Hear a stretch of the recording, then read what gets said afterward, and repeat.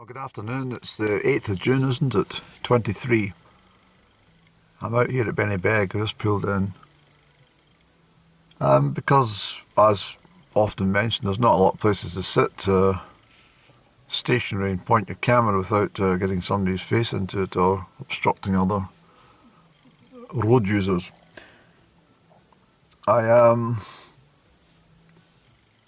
I'm surprised at the extent of the cloud. We've got an anticyclone, quite a prolonged area of high pressure, but I think the spray planes have been up recently, and this is what causes the clouds. It's not gone to any precipitation, but I'm almost sure it's purposely done to keep out the sunlight. Keep people unhappy and ill. But today, I don't really venture very far into political opinions on this channel of mine. I kind of stay clear. Occasionally I'll maybe make comments just to drop a hint or two, but I don't want to politicize my channel. But I'm really at the stage where I think that these, honestly, the lunatics that we have in power in this country, in Scotland, is beggars belief. The absolute waste of public funds that has occurred since 1997. Well, certainly, well, in the last 20 years for sure. All those Gaelic signs that, I think I mentioned that before. There's a yellow hammer. I hope I've got it on camera. All those yellow hammers, a bird. That was Salmon's job. Salmon's ideas of, reaffirm the Gaelic culture. Nothing wrong with that. But there has to be limitations on costs. When you've got less than 0.02% of the population that can actually speak Gaelic, what is the point of covering every road sign with dual languages, English and Gaelic? It's pointless, and it's a huge cost to the public purse. And all our emergency vehicles, service vehicles, it's just a complete nonsense. And if you're whether you speak English or Gaelic, but if you've got dyslexia, it must be a real problem when you see the two names side by side and trying to decipher what the hell's going on here. You may just have overcome your problems with the English barrier, English language and spelling, for example, and you're hit with this other word which doesn't make any sense unless you speak Gaelic, which I say is minority. But what, I could go on, and there's so many things that have happened over the last 20 years with the government, both sides of the border, I have to say. Absolute, colossal amounts of money have been squandered and wasted. It's diabolical. And it wouldn't be so bad if it was their own money, but it's not, it's ours. Everybody's struggling and getting less and less services for their money, i.e. council tax, for example.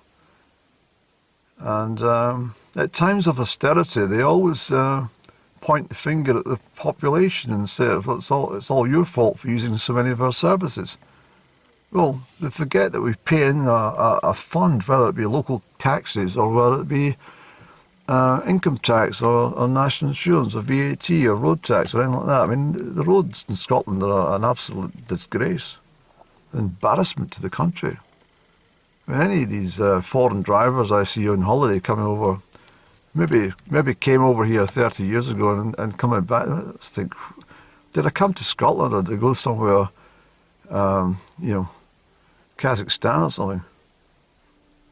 No, in fact, the roads in Kazakhstan are far superior. In fact, the roads in Africa are better. Even tropical Africa, the roads are absolutely brilliant. That's it's shameful. And the A9, I mean, for goodness sake, I mean, that's just a disgrace. It's, I mean, the successive governments have definitely got blood in their hands for the fact that they've not done what they promised.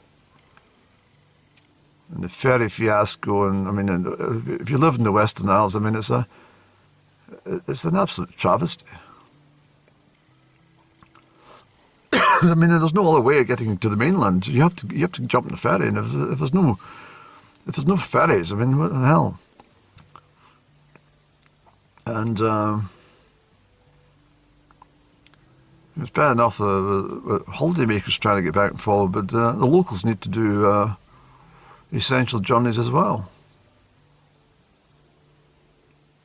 Can't go on a ferry because I mean there's no space, and there's meant to be a funeral or something, or a wedding in the mainland. But my point today, because I could go on and on and on about everything that clearly annoys me about what happens in Holyrood. I mean, absolute. I mean, I just want to see the end of it. Just give it all back to Westminster and let them deal with it, and then we can blame them if it goes wrong. But at the moment, it's just hundreds and hundreds of millions of pounds have been spent in Holyrood keeping all these people seated in their positions with doing nothing constructive. And everything they touch turns to stone. Or ashes. And this latest carry on, this is the one I want to talk about because it's really, really annoyed me in some manners. The deposit return scheme for aluminium cans and bottle, but it's not going to go ahead now. It's been delayed till 2025 apparently because they're not going to include any glass bottles, glassware. Well, it never was in the first place. I mean, it was never even a devolved issue. There's an agreement at Edinburgh. The Internal Market Act was agreed. It was an Edinburgh summit for it, and it was agreed for all the United Kingdom. And there was never any discussions regarding glass. It was all about cans, about the number of canned products that has been wasted by not being correctly disposed of, or So the problem there is, well, you could throw it back to the manufacturers, or the fact that we rely so much on people popping in and getting a tin of pop or cans of bloody lager or something. But the problem, I mean, I was talking recently about in my hometown, the council clogged up every drinking well with concrete deliberately back in the 1990s. There's the bird there. It is a yellow hammer. Hello. Let's get a proper view of her.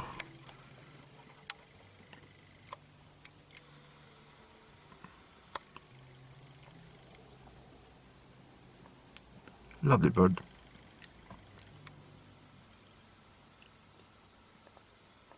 Yeah, and so running parallel with the introduction of bottled water from a source which is rather dubious in my opinion. Is it really mineral water? Is it just bloody lake water? It's bottled in this county. And there's loads and loads of them all over the country bottling water. Well, water used to come out of the tap, remember? And if you couldn't get a drink out the tap, you took your bucket down to the local well. But the council's concreted up all the wells in Crieff. And the main one, the Murray Fountain in James Square, which was I talked about this yesterday actually, I'll just mention it again, but it was actually gifted. The Loch Turret water supply was gifted to the people of Crieff. And for their gratitude to the Murrays of Ochtertyre at the time, they all chipped together and they erected the Murray Fountain in, was it 1873 or 1893? Yeah, probably 1893. Out of respect for giving them a free water supply. It's true. But the council decided it was a health hazard for some reason. Clear drinking water, the same bloody stuff that comes out the tap, was suddenly a health and safety issue. So they concreted it all up. It's a disgrace. But my point being is all these plastic bottles that never seem to, lying on the roadsides and all the rest of it, they were never there before all this started. But let me keep to the focus of what I'm trying to say. The Deposit Return Scheme, or DRS is now known as, it's shortened to DRS, as everything else is bloody abbreviated in this land. DRS was never a devolved issue, it was a national decision. But one thing it seems to have skipped their minds, or they seem to have overlooked, which just shows you how idiotic these people are. That they spent millions of pounds giving everybody in the local authority areas across the land wheelie bins. Designated wheelie bins where you could put your plastics and papers and stuff. But we're talking aluminium cans. Well, these bins were for aluminium cans. So if anyone in the house has got aluminium cans, just put them in the right bloody bin and take it to the side of the street and it gets emptied. It's already in place. And I don't know, but unless your eyes are closed permanently, I mean, don't you see these recycling centres in just about every village and town in the whole nation, where you can stop off and stuff your shoes or clothes or bottles, glass bottles, into the glass bottle container? Well, that's a return deposit scheme, if you ask me. So I don't know what they want the people to do.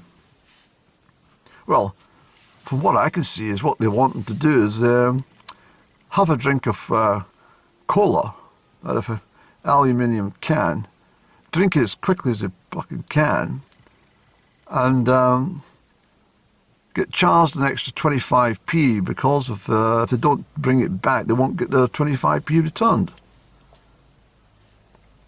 So what happens is all these shops which diligently sell everything at the given retail price with their own little markup to make themselves a wage. All these people are now coming back in with these stinking cans of lager and export and cola and whatever else you want to mention. Standing in queues, taking up shop space. What is it you'd like? Oh, I want to give you this can back. Give me my 25 fucking pence. And the shopkeeper or the retailer, the supermarket, whatever it is, have got to pile up all the stinking things with flies all fucking buzzing around and wasps in summer. All the sweetness and stickiness of all this is all got to be looked at and repackaged and sent off, whatever they're going to send off, probably the same place that they send off the stuff that's put in the blue bin, if you live in Perth and Kinross, for example. So it's a complete and utter charade. The whole thing is just, it just really, really annoys me. And I don't know, but it's just insanity. If you go into the shop and you happen to buy say a bottle of wine, well, why should you be charged an extra 75 pence, for example, for that wine, just because you want to take the glass bottle back? I mean, if you're a conscientious type person, you might want to drive down to the recycle place and stick it in that container. You hear it just about every time you pass one. You always hear somebody crashing bloody wine and stuff, and then all the people in the street know they've got a fucking drink problem. Empty gin bottles and whatever wine they've been drinking. Do you understand what I'm trying to say? It's completely stupid, and it's another waste of money, public funds, which are badly needed elsewhere. So I'm glad it's a failure. I really am. I'm glad it's failed. I hope it doesn't even come into fruition at all. The stress it caused all these poor shopkeepers and retail outlets is just unbelievable. There'll be litigation for that as well. And that will cost the public millions as well. I mean, it's absolute disgrace.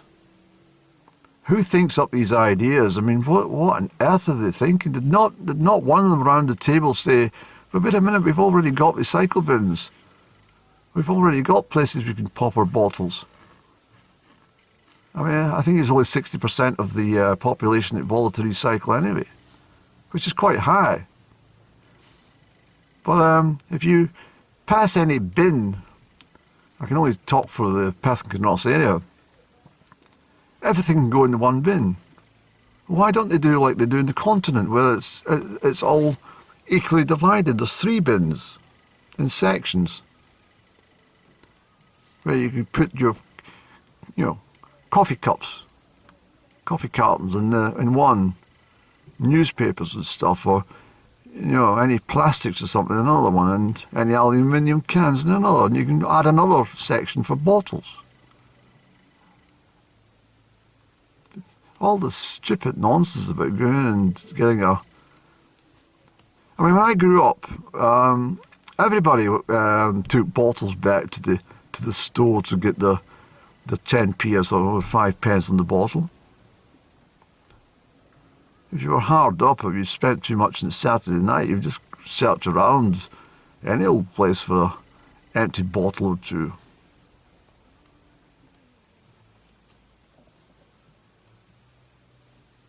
Take them to the shop and get some sweeties. That's what we used to do. So why did they stop it? What on earth? Why did they stop that scheme?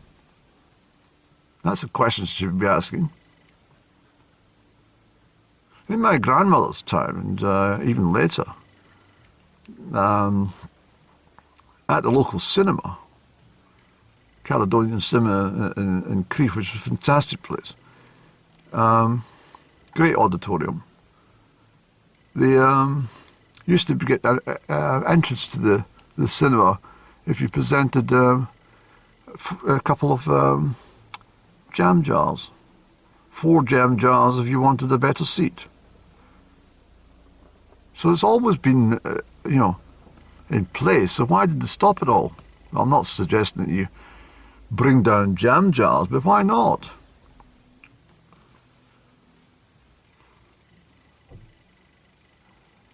And what is all this recycling? What happens to it all? Well, I'll tell you exactly what happens to it all. It all just gets bloody crushed and put in a container and sent off to Turkey. I've mentioned it before. It's driven to from the ports out to the Syrian border and dumped. A lot of it's sent to Africa, to the west of Africa as well. Why don't you put trackers on the stuff that you put in your wheelie bin and just see where it ends up? It won't be ending up where you think. So that's the story I've got for you today. The stupid idiots in Holyrood. I just want it. I just want to see the whole place closed down in Holyrood. I've had enough. They don't do anything proper. They've never done anything I can think about that's been half decent at all. No, nothing. Incidentally, here we are, just for the record, just in case those idiots at Holyrood haven't seen any of these things. This is for brown glass, bottles and jars. The majority of bottled lager and beers are sold in these containers. Clear glass bottles and jars, so that would include most of your wine bottles, whiskey bottles, and empty jars of beetroot. Here's another one because I go through so much of it. And here's for green and blue bottles and jars. Just in case you find an antiquity in the fields, like I often do, and rather than take it to an antique dealer, you just stick it in there to the recycling place, wherever that is, the Syrian border. Here's more green and blue bottle jars.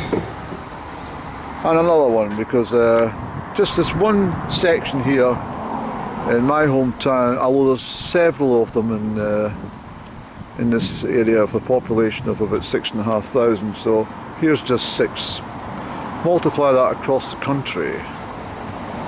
So do we actually need a DRS, a deposit return scheme? Yeah, I don't think so.